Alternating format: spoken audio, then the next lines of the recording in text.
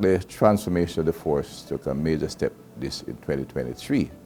We continue to expand the quick response unit. We have also been exposed to greater training that enhance our investigative capability. And we've also upgraded our microwave system and radio network.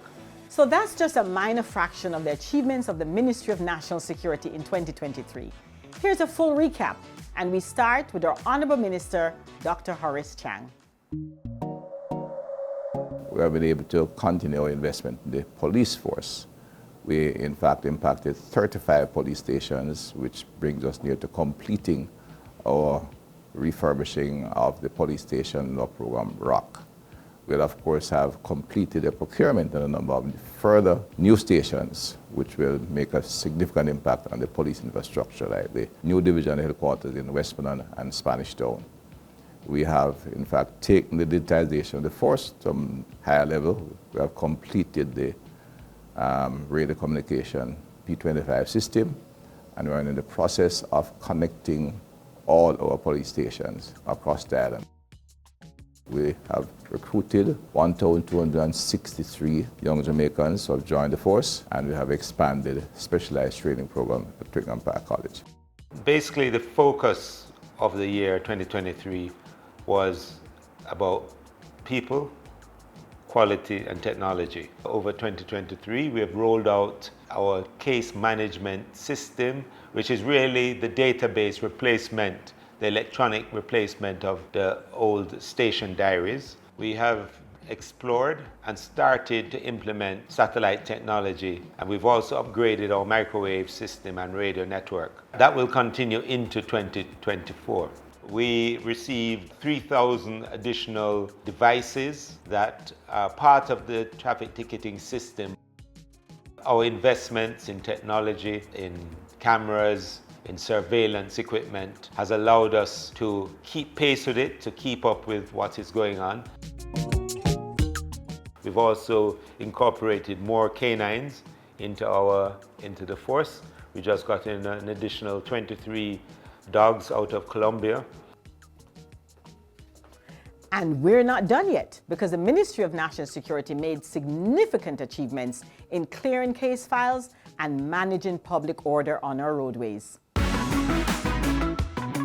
2023, as it relates to the strategic priority of crime, control, and reduction, of the 2,970 major crime incidents reported, 1,453 have been cleared through arrest.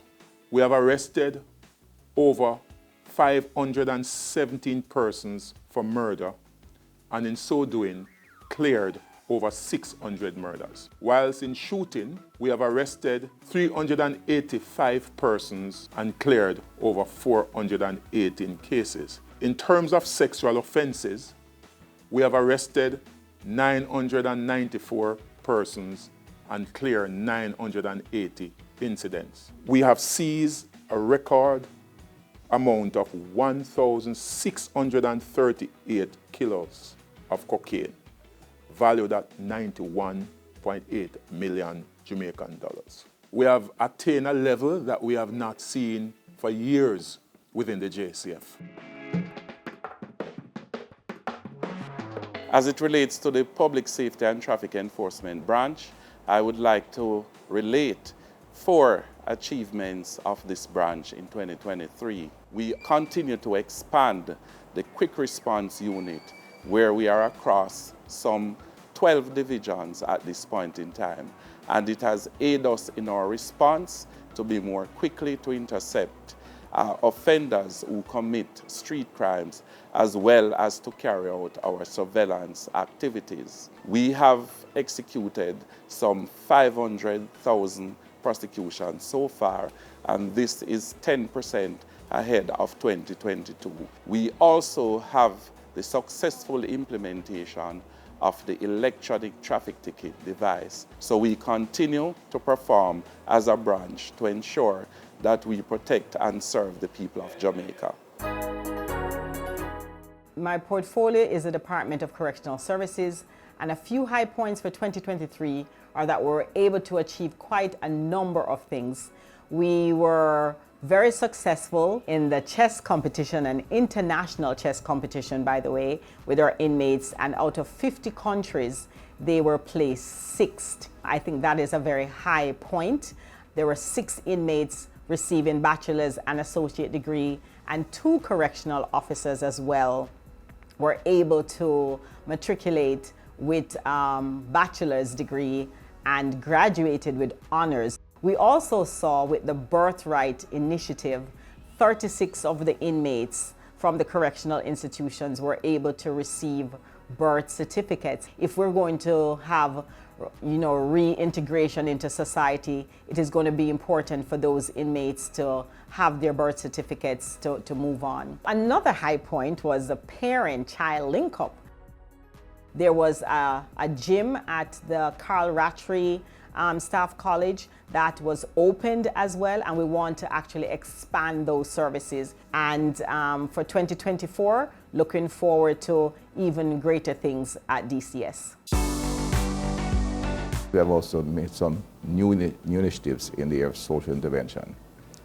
Among them that I wish to highlight is the Interministerial Cooperation Group with the Ministry of Education, where we are now focusing on 35 schools with challenges from areas that have social challenges. So we launched out in Western Jamaica a program that we are spreading across the island, the first Child Adolescent Guidance Center and Family Services Unit.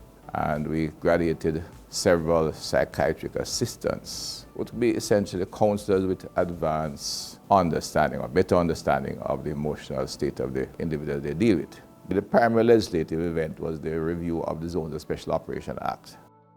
We have tabled the corrections policy and we tabled a visa policy, which continues our process of really establishing a stronger legal framework and strong policy framework for law enforcement and national security. Another significant event of 2023 when we were able to settle the compensation package for our police force before March 31st, so we could fit in the total fiscal envelope of the government.